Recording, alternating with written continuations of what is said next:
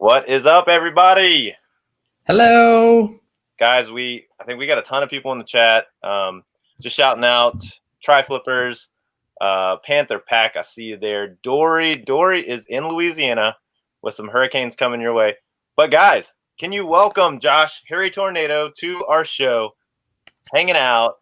Thank you for staying up late with us, buddy. Yeah, absolutely. This is definitely past my bedtime, but both of you guys have been huge supporters of the channel for a long time now. So happy to be on the show. Dude, yeah, thank you so much, man. Thank you. I also want to say thank you for what you did for Art, man. For Dan, Art Van Play. Watched his video today, dude, and I tried to reach out to him too. He'd been on our show before, and when I heard that news, dude, that was just a cool, honoring thing, man. Thank you, because that's why we wanted you on this show. Your heart, your kindness, your authenticity, like the way you can just kind of be real with people. And people, it's funny, people don't like when you're real. It's in terms of like YouTube, it's just exhausting being anything other than yourself. Like if you have to play a character or put on an attitude even for your videos, people are going to see right through it. I don't understand why people think they can do that. And even if your audience doesn't see through it, it's going to be exhausting for you to consistently be consistent in that. Yeah. So, I mean, some people don't like the authenticity, but it just makes it way easier in terms of like keeping everything consistent and, just the day in and day out operations of a YouTube channel. That's very true. Well, for the people that don't know you in here, like I say, coming from our audience, dude, if they don't know you, I think they've been sleeping under a rock. But can you please just tell them a little bit, the little quick bio that you do so well in your intros and stuff, man? So my name's Josh. I go by Harry Tornado here on YouTube and Instagram. I've been a full-time reseller and YouTuber for about a year now. I've been selling and YouTubing for about 2 years, and I love every second of it. I'm in South Carolina. I feel like one of my biggest advantages as a reseller is my geographical location, because the cost of living here is really low. Thrift store prices are really low. We've got a Goodwill Bins 5 minutes from my house. Right next to that Goodwill Bins, I've got Dream Deals, the Amazon Overstock store. I mean, it's a great area of the country to live in.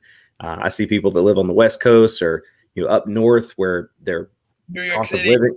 Yeah, like my friend Lot of Josh, he was a reseller in Georgia when he was in the military. And then he left to move to New Jersey to start full-time reselling in New Jersey. Right. And I was like, ooh, that's tough going from Georgia to New Jersey. I mean, everything's just so expensive up there.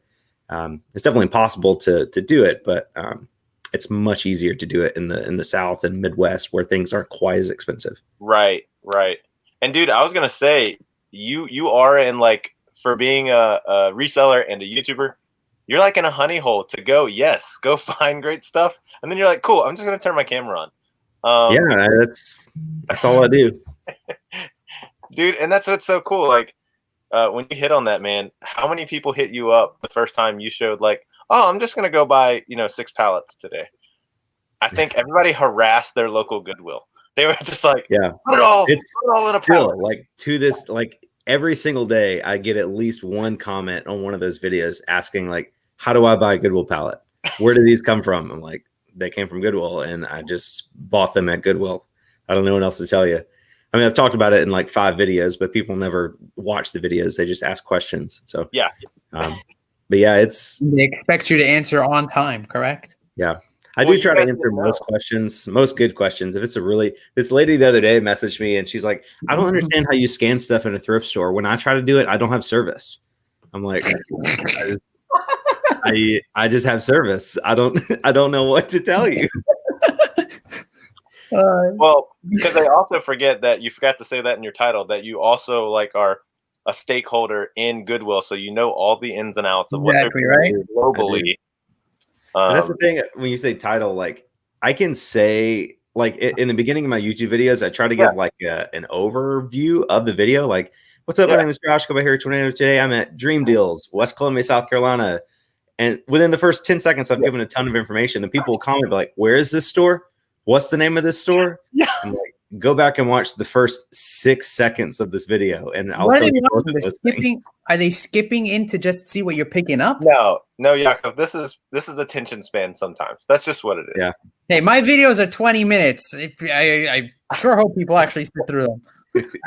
But you're right, man. Because when you were like, "Yeah, I'm gonna start this video. I'm doing a commercial for Dream Deals. This is where I am. I'm gonna go backstage," and I remember that, and they're like, "Man, I'm looking for one of these stores. Where's it at? What's it called?" And it's just how can I find this? Yeah, I mean, it comes with the territory. Like when you put yourself out there on YouTube, and you know people think you know what you're doing, they're going to ask you questions. But and I don't mind answering as many questions as I can. But just always tell people, like, just try to Google it first. If you Google something or YouTube search something and then you still don't find the answer, then come to anybody. And I'm not trying to speak for every content creator, but I know a ton of people get a lot of questions that could easily be found on Google. Yeah. So like this guy, somebody commented on the video today, I think the yard sale video, and he was like, "I would like to sell on eBay. Can you tell me how?" I'm like, what do you want me to tell you, man? Like, are you going to do mentoring again? Or, I mean, is that what they're looking for?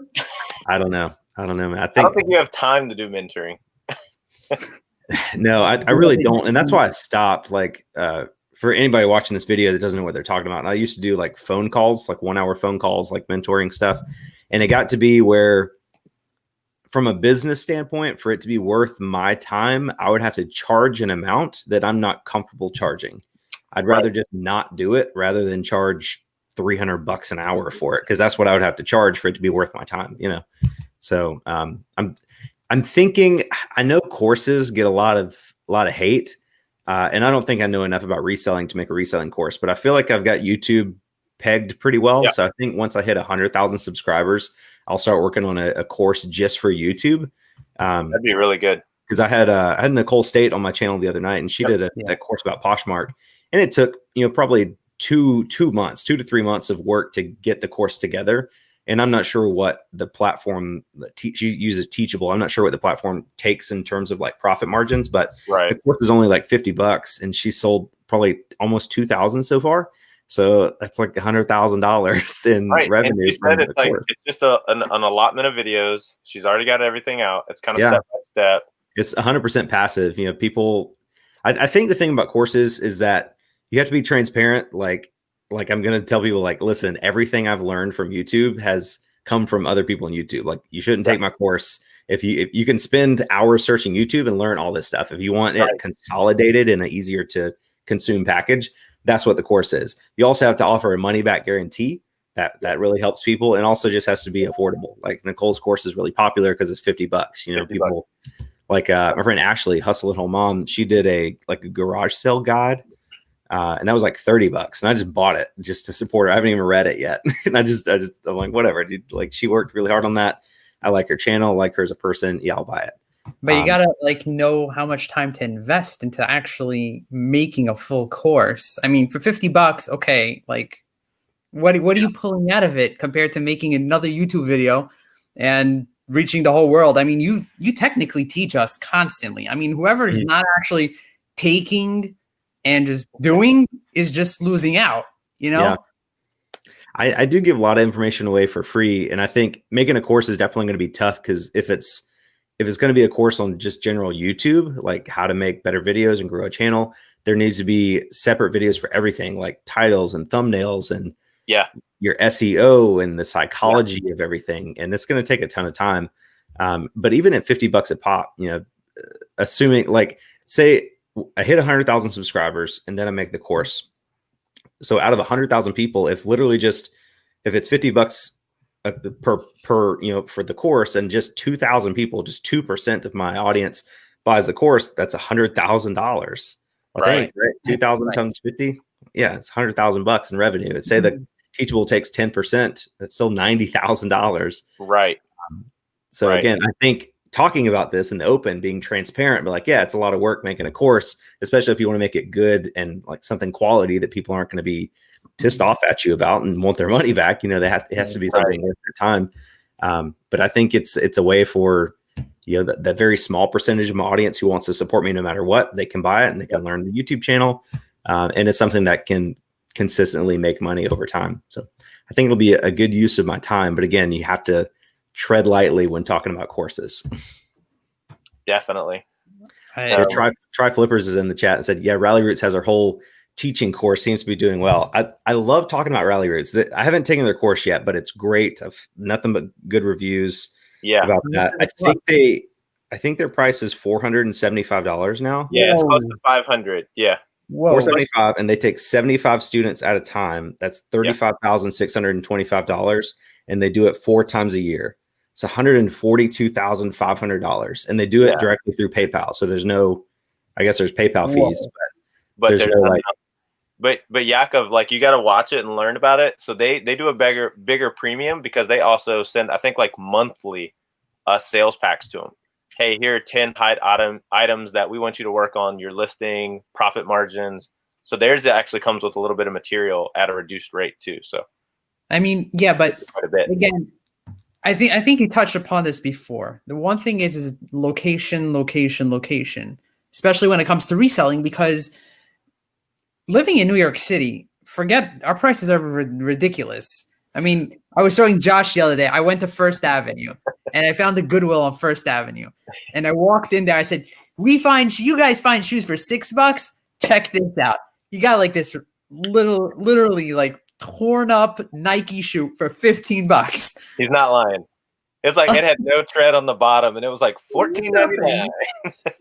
Crazy. Yeah. But, so quick shout out. We got a lot of people, 40 in the chat. Annie had a good conversation. Yeah, I do a little group with people on Monday nights with some YouTubers. Joey said he would quit and just come work for you, Josh. He said I would love to have Joey as a full-time employee. That would be awesome. But yeah, I see Nana Pink, Billy Picker, Louis, Southern Yankee Flipper. That's a new one. So hey, how's it going? But yeah, man, getting into it, dude. I related to you so well, and we're probably not gonna do the screen share, but it was something me and Yaakov were actually talking about. I think I tuned in to you September of 2019. That was my first time. I was the nerdy kid. I was studying resellers. You were one of my 5 go-tos from September until January. And then I got bold February, I think 4th, and I listed my first item. And I was like, man, I'm going to do this. And then, yeah, quickly March hit. And, that was just a fun story. But we were doing a quick little backlog, and we found a video. I want to click on it to get the right title. It was the Not Your Typical Reseller Live. And this one, I think, was a groundbreaking live that you did. It was supposed to be with, what's her name, from Alaska. Oh, Allison. Yeah. Yeah. So you were supposed to do that one. Things went wrong. And I was backlogging the chat, man. That was 7 months ago. That was right before quarantine. And it was the first time Joey was in. Kat went on a lunch break to run out in the parking lot. Yeah. I was in the chat, and I was like, oh, my gosh. I think this was like 15 days before I started my YouTube channel. We were kind of going back, and we were like, that community before everything hit. I'm watching now on how I think when you were doing that and you were growing your channel and you brought all these people on, you created this cool web of people that stayed connected and stayed together over the last like 7 months, man. Mm-hmm. We really did kind of pinpoint it back down to that. This is the first time I was chatting with Yaakov, actually, was in one of your chats, man. It was just so cool how this story came full circle, man. It really is. Because if you essentially, you don't know how many resellers and YouTubers you actually created. It's like an MLM scheme, but just everybody wins. Yes, it really was. Because that was the first time I met Art Vandalay. Dan was in there. There was a bunch of people that were in there that was just like, see, Joey, you were not that confident. When I rewatched the video, Joey was like, I'm shaking. And you told him to pull over. He was just like, he goes, I don't know what to say right now. But dude, that was the first exposure to Joey. That was the first time I think you guys met. It was, I think live after that, I got you to do a store review on eBay, and you were like, hey man, get your photos better. And it was just like, photos suck. No, but it was a thank you, man. It was needed. And that's what was so cool. That's what it was just so cool. I really like that live, man. That was fun. I've done that a couple times, and Yeah, I missed it was, one of them. I was nervous at first because I'm like, Yeah. somebody could easily, you right, know, jump in and God knows what they're gonna show you, God knows right? what they're gonna do, you know. But everybody's pretty cool, and it's a cool way to just, I don't know, help people get recognized on YouTube. Like you were saying with Art Vandalay earlier, like I try not to do too many shout outs because, like I said in the video, if you do it too much in every video, people are not going to care anymore. It's like, oh, that's just some idiot that Josh is shouting out in today's video. But if you do it, once a month and like a true heartfelt shout out, you get the type of results like that. Josh is shouting out in today's video, but Whose is that? I got it. No, okay. With me. No, that was me. Prophet wants to almost died that day from a fan. Yeah, I was just reading that. Like, he was going crazy. Like, he was trying to make sure his signal was good. He kept. Everybody will go fanboy over. I literally, when you entered the chat, I literally like stumbled a few words before actually having to get myself centered. Everything's so relative though, because like I remember when I interviewed Rally Roots on my channel. Yeah. Like back, I don't know, I think I had like 1,000 subs or something, and they like joined in the StreamYard. I was the same way. I was like, oh my gosh, it's Rally Roots here. Like, oh, thank you guys so much. And now I just like, I got Ryan's cell number. I'm like, hey man, you want to talk for a second? And we just talk about stuff all the time. Right. Everything's relative. I know. So you and I we talked about this a couple weeks ago. I didn't tell Yaakov until like 5 days ago, because I knew he was going to have to hyperventilate for a few days. He was just like, all right. I said, Yaakov, I don't want to have to put you in timeout. Like, it's okay. I made sure I got out of work early so I could be ready to prep the pre-show and to get like all settled and like, okay, I could do this. I could do this. You know, now that you say that, this is something I want to talk about. And I'm not trying to call any names, but I've done some live shows very recently, and it seems like if you're going to go through the trouble of asking somebody who has a fairly good following on YouTube to be on your live show, and your channel is a smaller channel, you guys have done a really good job of like, your connection is good and you're prepared with questions, and there's been no stumbling blocks. And I've done some live shows in the past where it's like, it just seems like people are really unprepared. Like when I got Rally Roots on my channel, and really everybody that I've interviewed on my channel, I'm in here like 30, 45 minutes before in the chat, like testing my internet connection, making sure the mic's good, making sure everything's set up to make it as easy as possible. And so just, again, not calling any names, but if you're in a position like that, where you have an interview show and you're trying to collaborate with creators that have more subscribers to you, make sure you're using that opportunity to the best of your ability. Make sure you're going above and beyond to make sure it's seamless and no issues, and your connection's good, and you're not in your car. It's just weird. It's a big opportunity. Generally when, what was that? Yeah, I'm glad you didn't watch last week. Okay. We're taking it so nicely, and last week we had such a flop accidentally because of a storm. But I understand that, but I don't know. I can tell you guys are really professional about this and everything.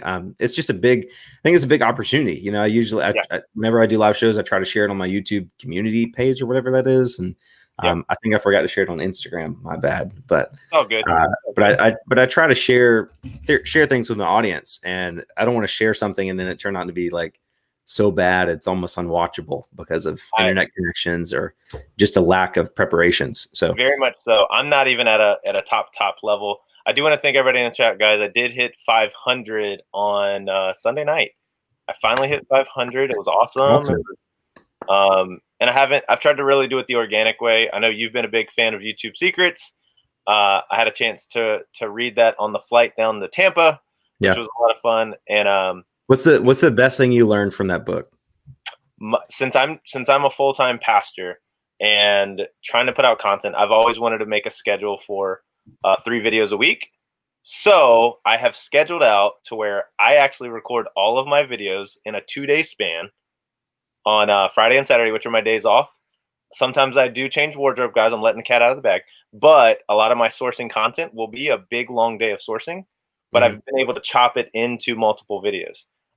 It helps me with my oh man, I have to run out and go film today. So I've been writing out my week a little bit better.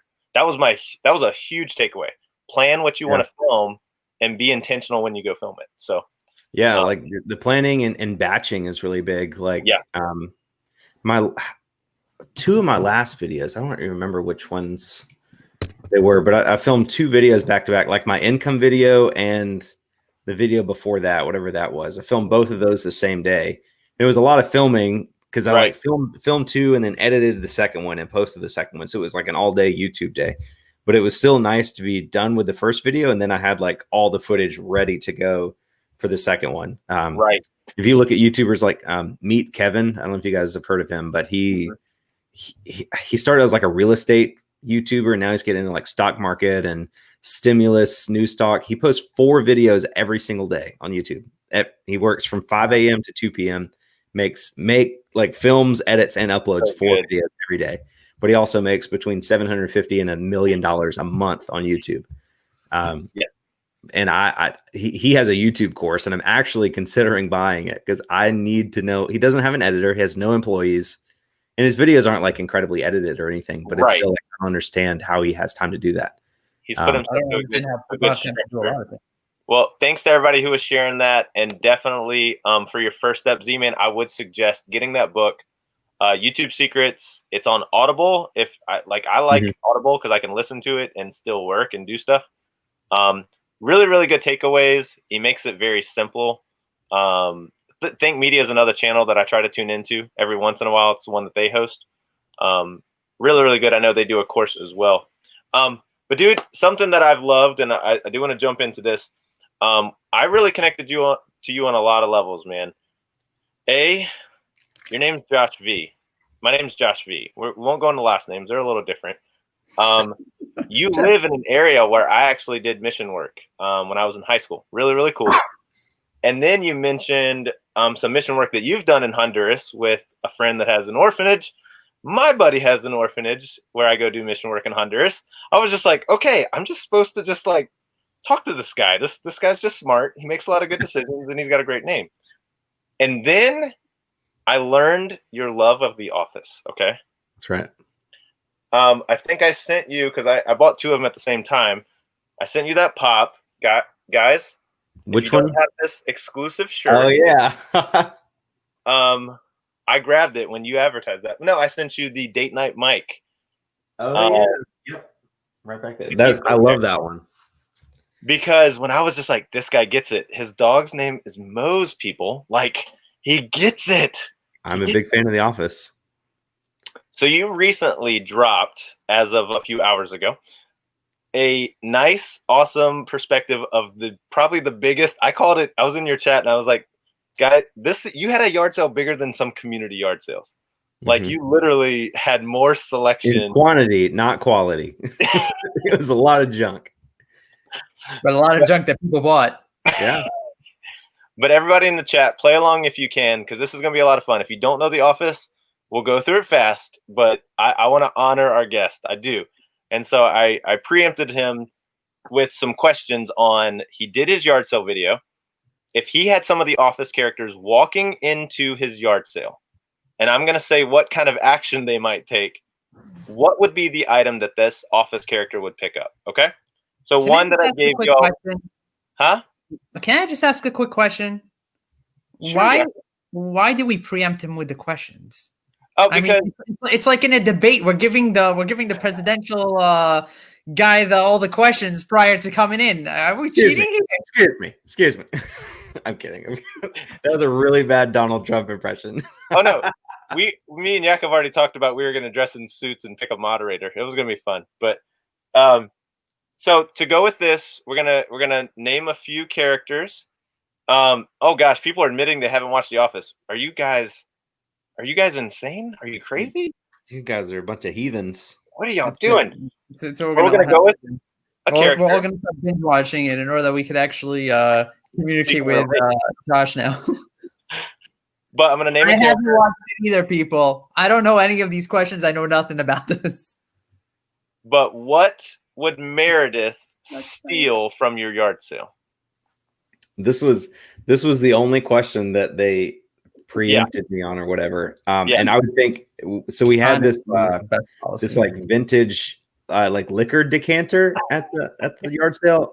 Everything sold, so I don't know if it sold at the yard sale or in the bulk buy at the end. But I would think that Meredith would probably steal that. There wasn't any liquor in it, but maybe she thought there was some residue at the bottom or something. That's a good answer. Good answer. Okay, next.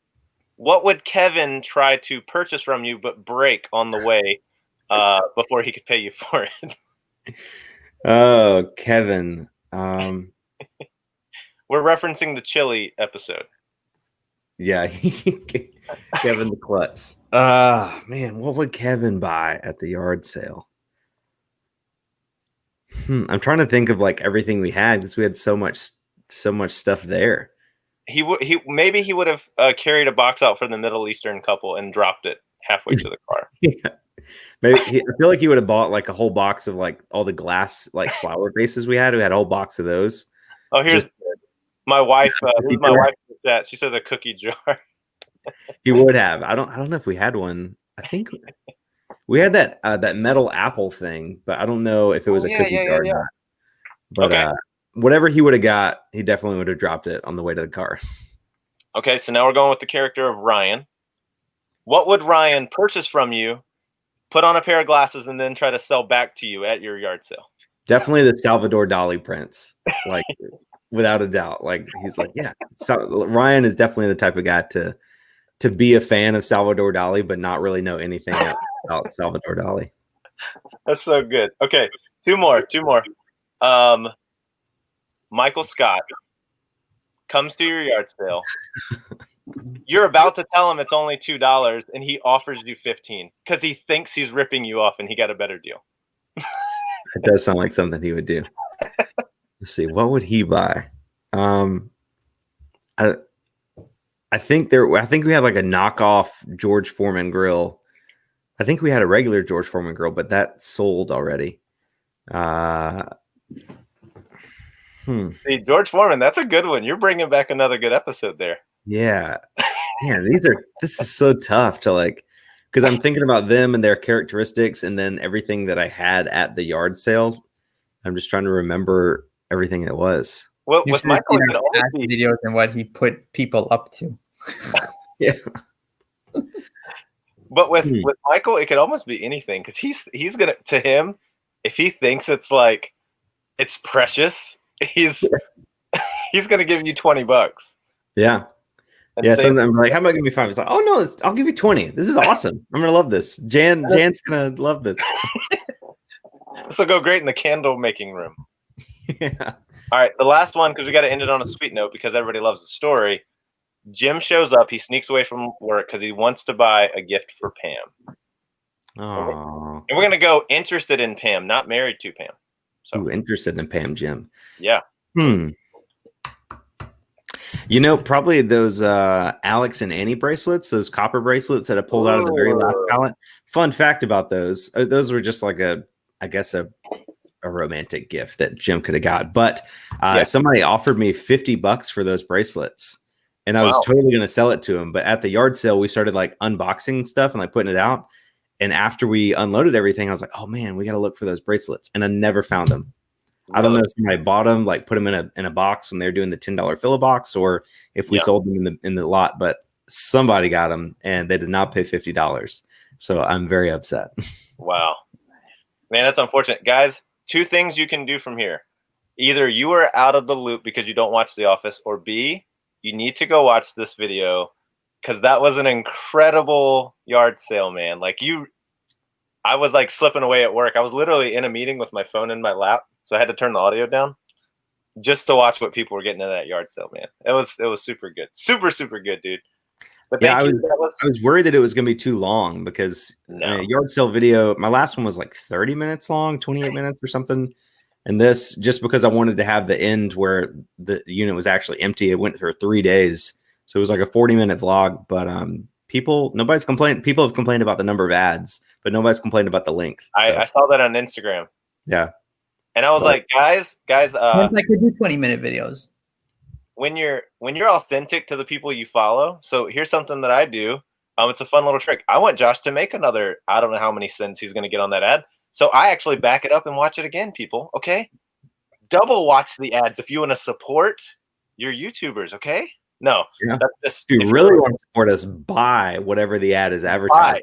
Buy it. Wait, really? That would do you good? Really? Yeah. Like that's, I don't, so some of my videos, I've looked at like the revenue for the whole stream, and a video will be making like $6 to $10 a day. And then randomly it'll have like a $75 day, but the views for that day are still the same. So that means that somebody actually bought whatever the ad was advertising. Really? Wow. Well, how about if that is just advertising something like you could buy at ShopRite? I don't know if you guys have ShopRite. I don't have ShopRite, but I got what you were saying. Whatever you call it. Grocery store. Grocery. But I would definitely say, man, that I don't think that 40-minute video hurt at all. I was kind of tracking along with you. We were 200, 300, 600, and then I think you got up to like 725 before the end of that video, man. And in the live, it was definitely a lot of people in there for sure. And it's so crazy because like I feel, I don't know, like part of me is like, okay, I've done a lot of work to my YouTube channel and I've built up this community and people like videos. But then part of me is like, guys, I literally just wore my GoPro to my garage sale and made $300. Like, why are so many people watching this? But I'm definitely super appreciative. I just don't know if I deserve it all the time. But would you be watching it? I guess. I mean, with reselling videos, like if you like reselling, it's interesting. But if you don't like reselling, I could understand why. Because people that know I do YouTube, they're like, "How is this your full-time job? You just wear a camera and go to the thrift store? I could do that." I'm like, "Well, do it." Right. Nothing's stopping you. No, I'm personally a fan. Like, if you ever think of a creative way to bring them back, man, the ping pong ball challenges. I'm telling you, if we can work those in somehow once a month, dude. No, I love the growing innovation that went along with that.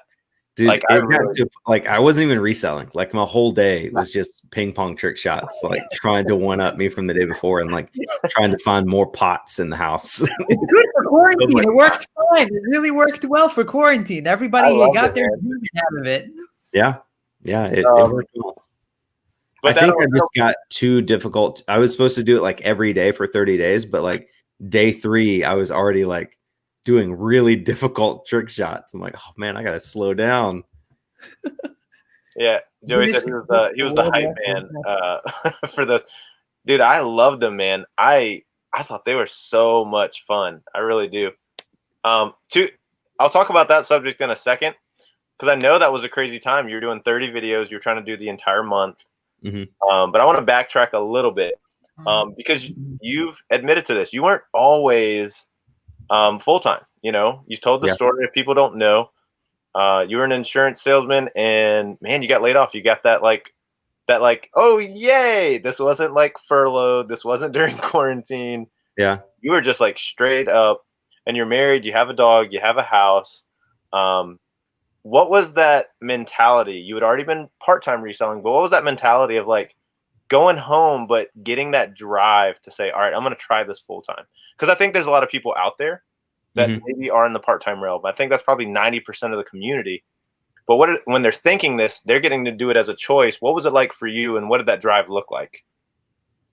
Well, first of all, I'm super glad that I was laid off because I don't think I ever would have quit my job just because it was like, maybe if my YouTube channel still took off, but I don't think it would have, because I don't think I would have had the time to put into the videos that I had after I got laid off.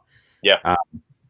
But again, I'm like the same, like you were saying, you were at a meeting or whatever, had your phone in your lap. That was me all the time at work. I was just constantly thinking about reselling and the best route to get to in the thrift store. I'm like, okay, I got an hour-long lunch break. I got to hurry, get down to the car. If I go to the Salvation Army first and then go to the post office, and it might save me a couple minutes. It's just, it was, I don't know. I just wasn't enjoying it. Like I wanted to be doing reselling on YouTube.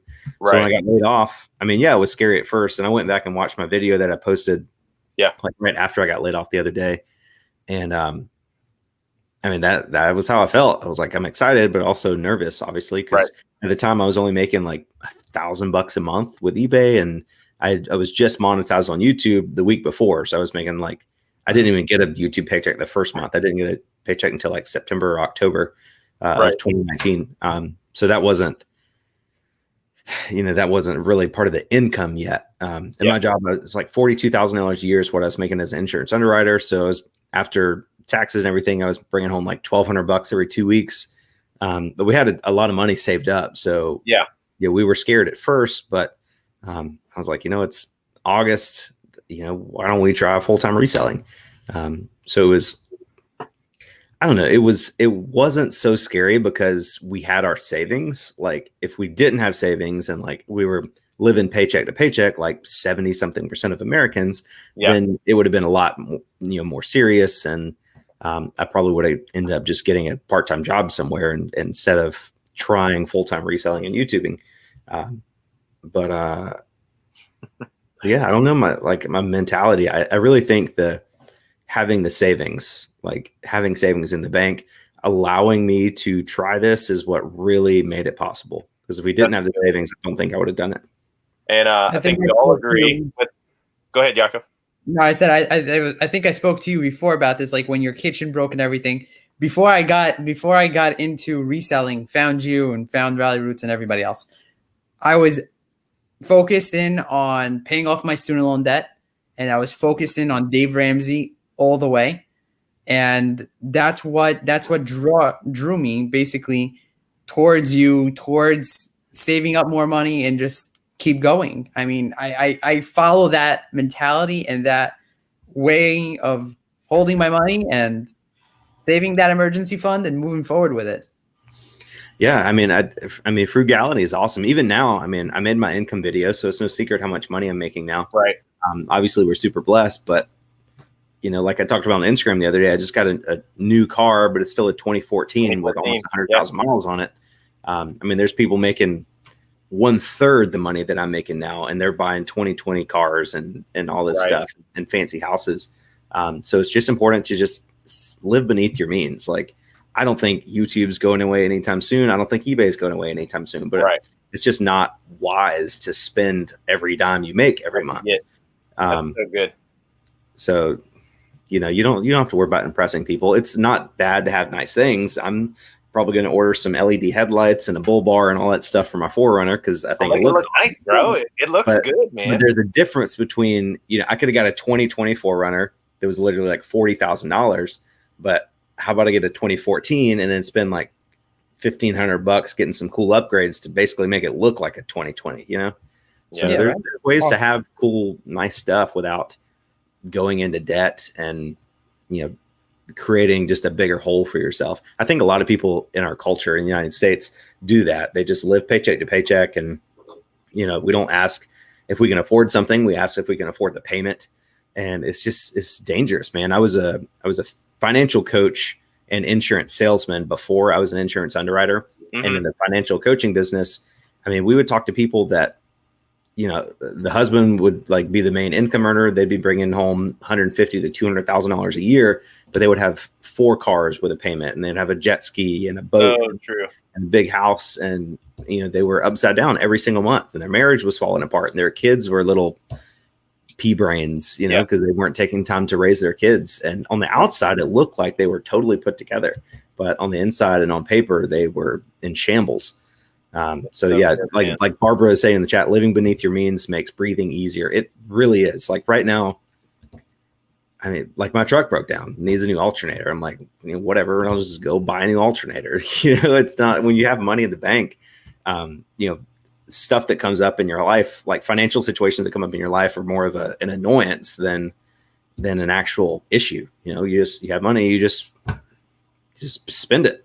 Whatever you need to buy, you just buy it. But that's I think it's important not to. What was that? No, I'm driving a 2009 Camry with 130,000 miles.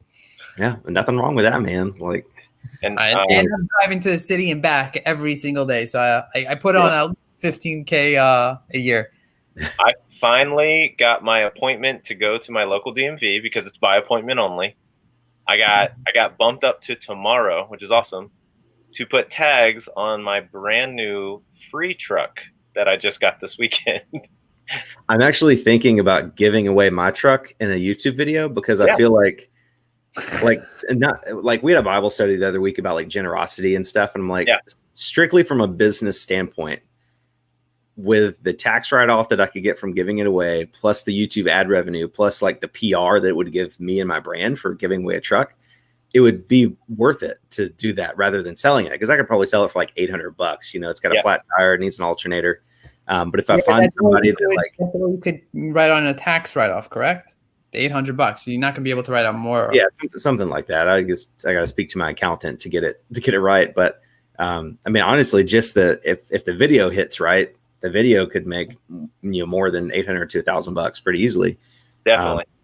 So I don't know, but I want to I don't want to do like a random giveaway. Like I want to find somebody who actually needs it. Like I used to work at a Chinese restaurant, and there was this Hispanic lady that I had to pick up for work every day. She had like 2 kids, and she worked 6 days a week, 12 hours a day at this Chinese restaurant.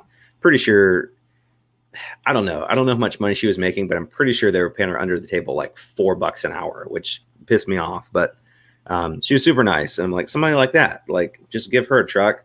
I'm sure she has one of her friends that could put in the alternator for her, and fix the tire. And then that gives her, something to do. So I agree with my wife. That's our heart, man. And that's another thing I like about you. You show it in your videos, your kindness, dude. It's not just your humility, but generosity, dude. If you could, like you said, or if you found somebody that could find a rebuilt alternator, dude, if you had that thing running and you were able to just go surprise somebody, yes, content would be incredible, but it just, once again, solidifies like who you are. My favorite line that you said in kind of reviewing your numbers video, you're like, hey guys, 13 months ago, I got laid off from my job. Guess what? I'm no different from you. I've just worked really hard. Like, I don't have superpowers. Man, I got lucky. Full disclosure, there was a little bit of luck involved. Just a little. But I just like, I love that. You were like, I live in South Carolina. I'm married with my dog. And like, that's what I love. You didn't say like, well, I did this, that, and that. And I mean, I love that. So I think, yes, if it makes good content, of course, man. I filmed a video. Like generosity just is good. Like in our Bible study the other week about generosity, we were trying to talk about like spiritual generosity and like secular generosity. There's companies that are not Christian at all. They have no Christian values, but they still do generous things because it's just a good business move. So I'm like, the Bible says that, if you do things in public and paraphrasing, if you do things in public and tell everybody about it, that's your reward. You're not going to get a reward in heaven. So for me, like when I gave Dante, Prison and Prophet, my GoPro, that wasn't to, earn points with the man upstairs. That was just like, hey, I'm going to help Dante out. He's definitely going to use this camera to help his channel. It's going to, make me not make me look good, but reinforce the idea that I'm a generous person, which would be a good business move for me in YouTube, and it'd be a tax write-off because I'm just giving it away. It's $250 GoPro. It reinforces that you are who you say you are. Like that's what's really cool. Yeah, you're just backing There's up. Guys like Mr. Beast, which make millions of dollars off of doing generous things. Like generosity is good for your mind, body, and spirit, but it's also good for business if you know how to monetize it correctly. It's a little infectious. I want to go back up to this question because this will kind of go with Yaakov. I think you wanted to ask him about like his schedule now, and this is a good contemplative one to talk about where your schedule is now, Josh. But Dan did ask if you could choose only to do reselling or being a YouTube creator, what would you choose? But Yaakov, I think that kind of goes with your question also. Yeah, I just basically want to know. So as a part-timer, I have kids, I have a family, I have a full-time job. I am a visiting nurse. I have YouTube, which is taking up some time. I have eBay, Mercari, Poshmark, and everything else in between. How does your schedule formatted? Do you just go about your day, whatever you feel like it, or do you have, let's say, okay, I'm going to dedicate 2 hours to eBay, 2 hours to YouTube, and 2 hours to thrifting? How do you put it in? So I think you need to alter your schedule to whatever your needs are. So, when I got laid off and it was like, I need to see how much money I can make to see if this is possible. I was listing 15 to 20 things a day. I was going to Goodwill's every day. Honestly, I wasn't putting a ton of time into YouTube right then, which is what I told Dan, Art Vandalay, the other day, is like focus on eBay right now, because your YouTube, like, yeah, the same thing in my videos. Like I was doing like 2 or 3 videos a week. I'm like, maybe I might go 1 or 2 just to cut down and focus on reselling, because that's where you're going to make the most money right now. When I got lit off and where Dan is right now, the goal is income. The goal is to make as much money on eBay as you possibly can and just kind of maintain the YouTube channel. And so in that point, I was listing a ton. I was super consistent. I was shipping out, super quick, and then that was my focus. But now, honestly, this morning I like watched YouTube videos for like an hour, and then I played Mario Golf for like 30 minutes. And the guys came over to build our shed today, and I just did some Instagram content from them. I edited today's video. I premiered it, cleaned the kitchen. I just do whatever I want to do, pretty much. And I try to have days, like I have my helper that comes and helps me list 1 day a week. She comes every Thursday. She'll be coming this Thursday, and that's the day I usually try to get a lot of stuff listed. Last week, Thursday, when I went to the post office to drop off my packages, that's one of the days my truck broke down. So that took forever to deal with that. Right.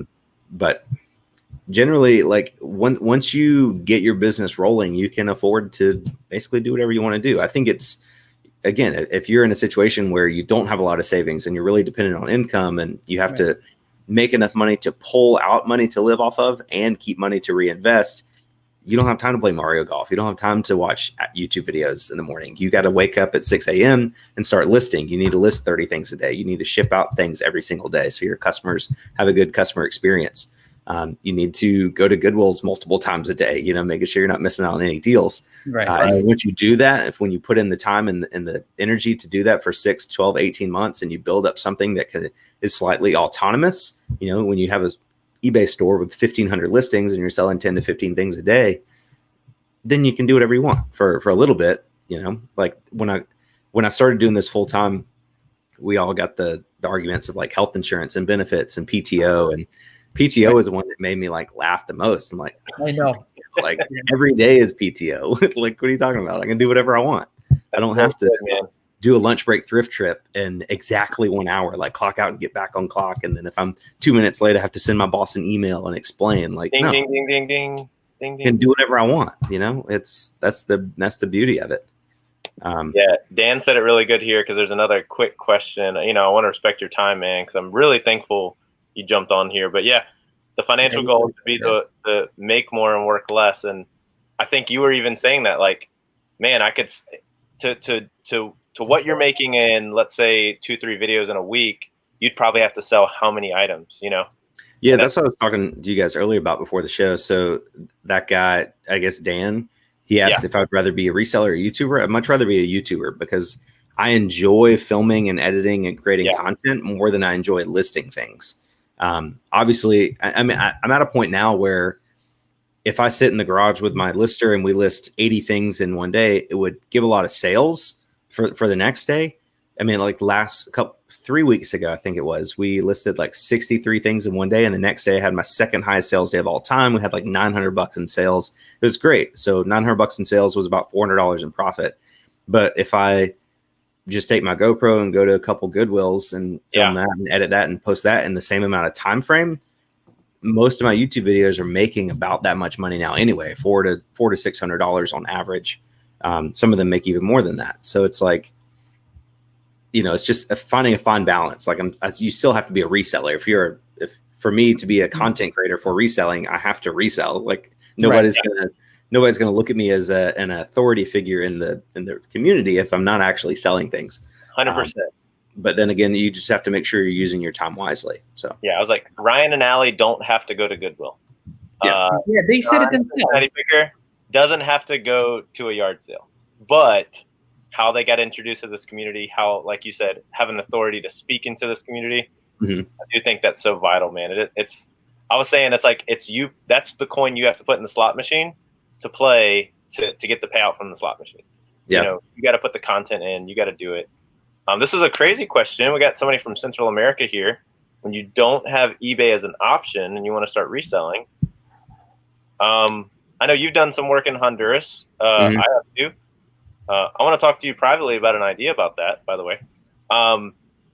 I found thrift stores when I was there. I actually went to it. It was a Mega Paca, huge thrift store in Central America. And guess what I also did? I checked Facebook Marketplace, and man, there were deals like crazy deals on Facebook Marketplace. You got any insight into that? Like if eBay is not a big viable option? Yeah, I mean, there's definitely people that, I mean, you can, even in the smallest markets, like one of the villages that we help specifically is called Mololoa, and right outside of Tegucigalpa, Honduras. And it's a very small village, like mountain village. There's trails going up the mountains to all these people's houses. And there's guys that have these little like scooter carts, especially like a moped that fits like 4 people. And that's their job. They just, they saw a need. They're like, wow, a lot of people don't want to like go all the way down the mountain to the grocery store and then walk all the way back up to their house. So we'll just have this little scooter that we spend $800 on, something like that. Charge these people $1 to ride them up. We do that 800 times, you know, maybe 20 times a day. That's not going to take too long to get your money back. And then after that, everything's pure profit, outside of gas or whatever. So you just, any market you're in, you just find a need and figure out a way to fill that need at a profit for yourself. You know, there's guys that like sell candy. They'll just go to a grocery store and buy a bunch of candy and then just take it somewhere where people don't have to go to the grocery store, you know, and just sell the candy directly to them. Obviously, you're going to make, you know, not that much profit doing that, but you take the profit from that business and then reinvest it into a slightly more lucrative business, and then take that profit and reinvest it into a slightly more lucrative business. And you can scale it up that way. I'm not sure about other Central American and South America countries, but Honduras is very similar to the United States in terms of like cost of living. Like gas prices are pretty much the same. They have Walmarts there, and the stuff in Walmart is the same price as it is here. The only difference is a large portion of their population is making like $1 to $2 a day. So imagine like living in South Carolina, making $2 a day and paying, try to live on that, you know? So it's very, very tough for a lot of these people. My friend is from a city called San Pedro Sula, which is the most, I think it's like the murder capital of the world. Yep, that's where I go hang out, man. That's yeah, we don't go to San Pedro Sula. I think we fly into San Pedro Sula and then we go to La Ceiba down the coastline. Dude, like, thank you so much, and wrap it up kind of with 1 or 2 more, man, because I want to, like I said, I know you're tired. This is late night for you, dude. I am so very thankful. Guys, by the way, if you haven't subscribed to him, you know, mods, if you could throw that in, it's also in the description. Yaakov as well, guys. Yaakov has dedicated to editing at least 1 night a week, and he's listing 1 night a week. I'm proud of my boy. So good, man. Making things happen, people. I love it. But a question I like to ask every single person we have on our live. It's just one, because I love your heart, man. I love your dedication. It started with Joey. I think Joey's one of the first people that answered this, and whatever answer you give is totally you, man. It's like custom to you. All right, something you can put. He hates it because he knows his answer was, it was so Yaakov. He was like money. But if there was one thing that you could put in every sale that goes out, a box, a bag, whatever it is, it could be a tangible item or a thought or a principle, but you would want that person to open up that package and it would help make the world a better place. It'd make their life better or whatever. What's something that you wish you could put in every single order that goes out that would help to make the world a better place? Man, that's a tough question. For this late at night, can you imagine he's asking these crazy questions at this late at night? Probably those like snakes, those like canned snakes when you open it and they go flying everywhere. I'd love to put that. That's good, man. I think that like it would be shocking at first and people would maybe like off guard, but after they realize it was canned snakes, I think they would like it. Joey's asking, what did you answer? Joey was pretty tired, but Joey, yours was like, it was his energy. We wanted his energy to come out of a box. I said like a smile, like if it could be like a floating, almost like a Harry Potter tangible like smile that would appear in front of him. Yaakov instantly was like, money, give him money. Give him money, they'll be fine. Here's Chris says glitter bomb. That doesn't make the world better, Chris. That makes what thieves get. I don't know if Josh still has his address on for everybody to ship him some glitter bombs. I'm really surprised only one person sent that. Like after I talked about it in the video, I thought more people were going to send it. Yeah, but you never spoke about it again. So people who were just jumping in after like that 25,000 mark didn't know what the heck's flying to get to you glitter bombs. Besides, they don't even know if they're going to get a shout out, so they really want that shout out.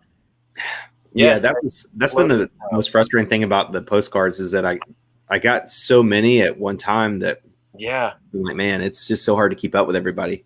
Like I have probably 40. I have 2 packages right here that I haven't even opened yet. I got this box like a week ago, and I have no idea what's inside of it. And I'm like, I need to open it in a video since somebody spent like $15. No, I love what you did. $15.40 sending this to me. I'm like, I love what you did though, because I was actually gonna ask you about that. I was gonna say like, man, you used to be able to like cover that, and I know when it gets overabundance. But dude, you just even flashing the wall, and you were talking about where you wanted to relocate it, dude. I think that's gonna be good enough because somebody's like, okay, he doesn't throw them in the trash. He really does have a place for them. I think they'll get that. You can't get to everything. Yeah, but I mean, that's what built him. I mean, that is essentially what helped build your channel and stuff. I mean, people send me postcards, you're going to get on the wall, and we're going to feature it and so on and so forth. People went for the shout outs and so on and so forth. Yeah. So, like, I mean, I think, I don't know what to come up with. I don't know what you would come up with to actually put the I was thinking about, like, honestly, we're about to paint in here, and it's really annoying to have to take them off the wall and then put them back on. So I thought about making like a scrapbook, like a big scrapbook of all of them. I can easily just add more pages to it. That wouldn't be as cool to look at, but it's rarely in my videos now as is, just because it's over there instead of back here. But nobody knows to send you postcards. Yeah. So I don't know. But I feel bad because I have all these on the wall, and I have probably 70 or something in my drawer, and then another 40 over there that I haven't even shouted out or opened on. I went from opening them in videos to like opening and reading them in live streams because that was a little bit easier. But now even that, and that's why I kind of stopped putting my PO box in the video descriptions because it just got overwhelming at some point. You should just do an Instagram feed where you just do that picture next, like in your story. Dude, and it's like, boom. Yeah, it's great. Yeah. But hey, man, thanks so much. I know this is late for you, man. It's fun, man. We really thank you so much. Like. For you, I do want to say there's let me see that one guy said something about PTO. PTO stands for paid time off. So not working is really not PTO as a newer reseller. Yeah, it's not technically PTO, but if you can get into YouTube, like YouTube makes, even if I don't post a video, YouTube makes me money every single day. Like the last like 3 videos ago, the one that was called it's like this sold before we even left the store or something like that. Yep. I have that video took off. It's my #1 video. I have no idea why. Like it's nothing special about it, but it's got like 50 something thousand views. And I'm gonna make an income video for the month of September. September was my best month on anything ever, even better than my month in July. Yeah, but just that one day, the day after I posted that, I made $851 on YouTube. Nice. So yeah, it's not PTO, but I didn't do anything that day, and I still made $851. So he played Mario today. He walked around the house, and money came in. Yeah. The goal is to actually get to where you are. That's eventually, I think everybody in this chat, everybody who's here, everybody wants to be where Harry Tornado is. No, it's definitely possible, man. Like I said in my last income video, like everything I learned about YouTube and reselling, I've learned from YouTube. It is just, I mean, I do think your personality has a little bit to do with it. Like you have to be kind of a naturally like extroverted person, I guess. Yeah. And you have to be comfortable on camera. A lot of people are like weird talking to a camera, and you can really tell it. So just get comfortable. Like you're just talking to people, like right now I'm looking at a webcam and talking to you guys. Like I could look over here and look at your faces, but that's not the same. You just have to get used to talking to a camera like it's a person. And honestly, the more I have like almost 300 videos. So the more you do it, the better at it you get. So I'm giving you a hard time, Yaakov, before we end the show, because typically our shows turn into counseling for Yaakov. They're just that's at the end of the show. That's what happens. We're gonna cut tonight a little short, guys, because I did want to honor this, and My sales have been increasing. I've been doing that kind of stuff, and I've been trying to work to a better schedule.